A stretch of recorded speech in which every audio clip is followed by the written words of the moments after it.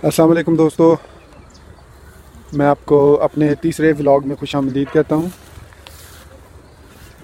मेरा नाम इमरान कासिम है और आज के इस टेक्निकल व्लॉग में या टेक व्लॉग में हम बात करेंगे कुछ मेरे पर्सनल एक्सपीरियंस की, जिसमें एक बहुत ज़्यादा मैंने एक बात सुनी कि लर्निंग विद अर्निंग, मतलब सीखो भी और कमाओ भी। तो जबकि मैं इसके टोटली शुरू में इसका मैं भी हामी था, लेकिन जैसे जैसे मेरा एक्सपीरियंस बढ़ता गया, जो चीज़ मुझे सीखने को मिली वो ये थी कि लर्निंग और अर्निंग, या आप लर्निंग करो या आप अर्निंग करो, दोनों काम जो है वो इकट्ठे नहीं किए जा सकते। It is impossible. अगर आप लर्निंग विद अर्निंग, मतलब लर्निंग और अर्निंग दोनों इकट्ठे करोगे तो ना ही आप लर्निंग कर सकोगे और ना ही आप अर्निंग कर सकोगे। To be very frank with you, and that is my experience of 8 years experience. मैंने ये चीज़ सीखी है कि अगर आप लर्निंग कर रहे हैं तो इस दौरान अगर आप अर्निंग की तरफ जाएंगे तो आप अपनी लर्निंग से पीछे हट जाएंगे, क्योंकि जो लर्निंग है वो आपको कभी भी, आपका क्लाइंट जो है वो आपको लर्निंग नहीं करने देगा। वो ये चाहेगा कि उसका काम जितनी जल्दी हो सके कंप्लीट हो। वो कभी भी ये नहीं चाहेगा कि आप उसके टास्क से कोई चीज़ सीखें, ठीक है। तो इसलिए वो हमेशा उसकी कोशिश यही होगी कि वो आपसे कहे कि भाई जितनी जल्दी हो सके मुझे मेरा ये टास्क कंप्लीट करके हैंड ओवर करो। तो अगर आप अर्निंग कर रहे हैं ऑलरेडी, कोई स्किल है आप में और आप उसे अर्निंग कर रहे हैं और अब आप कोई और चीज़ लर्न करना चाह रहे हैं, तो that is also quite impossible. हाँ, पॉसिबल है लेकिन टाइम ज़्यादा लगाना पड़ेगा। मैं ये नहीं कहता इस पर कि अगर आप अर्निंग कर रहे हैं किसी टॉपिक पे, किसी स्किल के साथ, और आप कोई दूसरी स्किल सीखना चाहते हैं, yes you can do it, but still it is a risky thing कि इस दौरान हो सकता है आप जो आपकी अर्निंग हो उसकी इफेक्ट हो, क्योंकि लर्निंग और अर्निंग टुगेदर जो है वो नहीं किए जा सकते। That is not possible. तो अब वो कौन सी चीज़ें हैं जो हम क्विकली सीख कर ऑनलाइन अर्निंग कर सकते हैं, तो इसमें मैं यहाँ पर बात करूँगा कि अगर आप लर्निंग विद अर्निंग करना चाह रहे हैं तो इसके लिए आई विल रिकमेंड कि आप CMS कोई एक अच्छा सा सीख लो, अच्छे तरीके से किसी CMS को सीख लो। आपके पास काफ़ी सारे CMS हैं, जैसे कि वर्डप्रेस है, जूमला है, इसके अलावा आपके पास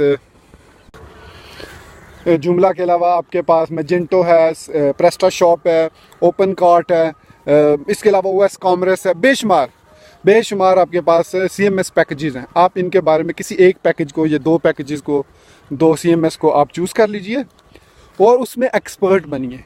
with in 1 month to maximum within 3 month आप जो है वो एक अच्छे पैकेज डेवलपर, मतलब एक अच्छे CMS डिज़ाइनर या डेवलपर बन सकते हैं। That is very easy. अगर आप डेडिकेशन के साथ 1 महीना या 2 महीने या 3 महीने, मैक्सिमम 3 months, मैक्सिमम 3 महीने लगाते हैं तो आप किसी भी CMS में किसी एक दो को आप चूज़ कर ले। आप सबको ना सीखिए, बिकॉज फिर आपके लिए टाइम देना, मैनेज करना क्वाइट इम्पॉसिबल हो जाएगा। अगर मैं अपनी बात करूँ, अपना एक्सपीरियंस शेयर करूँ, तो मेरा जो मेन सोर्स ऑफ इनकम है फ्रीलांसिंग से वो है वर्डप्रेस। मैं वर्डप्रेस का प्लगइन डेवलप कर सकता हूँ, थीम्स डेवलप कर सकता हूँ, थीम्स को कस्टमाइज़ कर सकता हूँ, ना सिर्फ HTML, CSS और जावास्क्रिप्ट लेवल पे, बल्कि PHP ऑब्जेक्ट ओरिएंटेड लेवल पे भी मैं उन पे किसी किस्म की आप जो भी चेंजेस करवाना चाहें मैं उसमें चेंजेस कर सकता हूँ। और मोस्ट ऑफनली जो न्यू अप कमर्स हैं, जो हमारे यहाँ पे, मैं थोड़ी देर सांस ले लूँ, जो हमारे न्यू कमर फ्रेंड्स हैं वो क्या करते हैं, वो ये करते हैं, वो सीख लेते हैं कस्टमाइजेशन। किस तरीके से सीखते हैं वो कि 1 मिनट,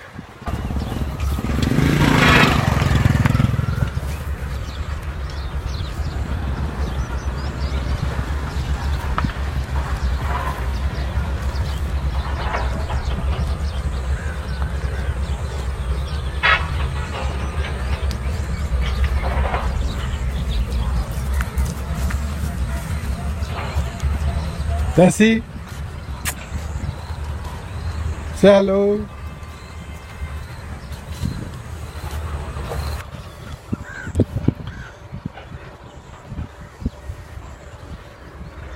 तो हमारे कुछ जो नए डेवलपर हैं, कुछ दोस्त जो नए नए डेवलपिंग में आते हैं, वो इन पैकेजेस या इन CMS वगैरह की जो डेवलपमेंट है वो कुछ इस तरीके से करते हैं कि वो ओरिजिनल फाइल्स में, ओरिजिनल जो उनकी फाइल्स होती हैं, मतलब जो थीम्स की ओरिजिनल फाइल्स या वर्डप्रेस की ओरिजिनल कोर फाइल, उनमें चेंजिंग्स करना शुरू कर देते हैं।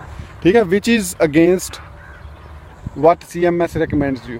वो ये कहते हैं कि हम आपको कुछ टूल्स प्रोवाइड करते हैं विद ओवर CMS, आप उनको यूज़ करते हुए कस्टमाइज़ कर सकते हैं। जैसे कि मेरा एक्सपीरियंस वर्डप्रेस के साथ है, तो मैं यहाँ पर बात वर्डप्रेस की ही करूँगा। जैसे वर्डप्रेस के अंदर हुक्स हैं, वर्डप्रेस के अंदर चाइल्ड थीम का कॉन्सेप्ट है, वर्डप्रेस के अंदर प्लगइन्स का कॉन्सेप्ट है। तो अगर आप कोई थीम में कस्टमाइजेशन करना चाह रहे हैं तो सबसे पहले आप ये करेंगे कि उस थीम की चाइल्ड थीम बनाएंगे, राइट। उसकी चाइल्ड थीम बनाने के बाद आप उस चाइल्ड थीम से इसको कस्टमाइज़ करेंगे। और सपोज़ अगर कोई ऐसी कस्टमाइजेशन है जो कि थीम से नहीं हो रही, तो आप क्या करोगे, आप फिर उसके लिए प्लगइन क्रिएट करोगे, सेपरेट प्लगइन क्रिएट करोगे। अगर कोई ऐसी आप फंक्शनैलिटी ऐड करने जा रहे हैं जो फंक्शनैलिटी आपको लगता है कि आप किसी भी थीम के लिए उसको यूज़ कर सकते हैं, इन फ्यूचर किसी और थीम के लिए भी आप यूज़ कर सकते हैं उस फंक्शनैलिटी को, तो मैं ये रिकमेंड करूँगा कि उस पर्टिकुलर फंक्शनैलिटी को के लिए आप बजाय उसको functions.php में एम्बेड करें या चाइल्ड थीम में एम्बेड करें, आप उसके लिए एक प्लगइन क्रिएट कर लें।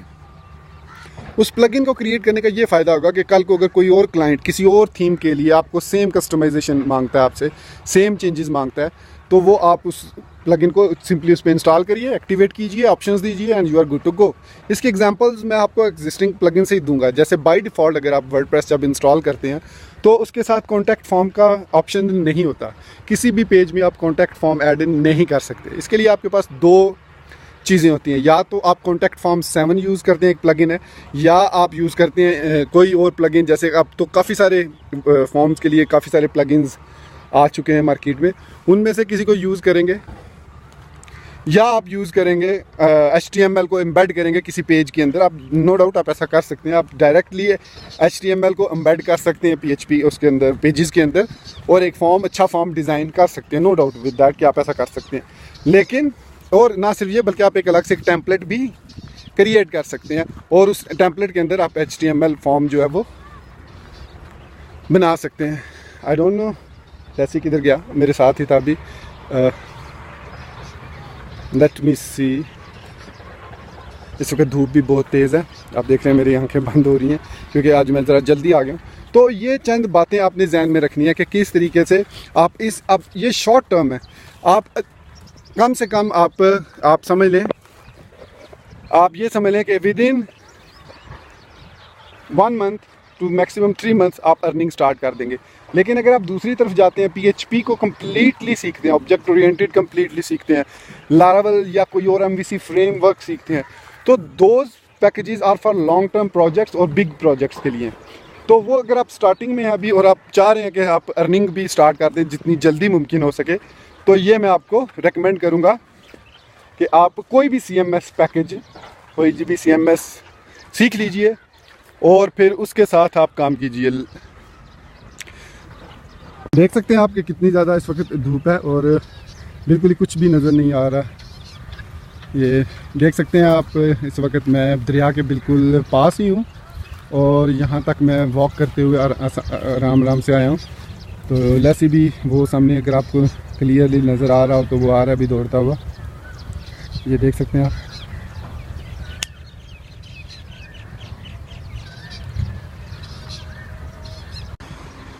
तो ये वो चंद चीज़ें थी जो मैं आज शेयर करना चाह रहा था और मैं नहीं चाहता कि मेरा ये व्लॉग थोड़ा ज़्यादा लंबा हो जाए।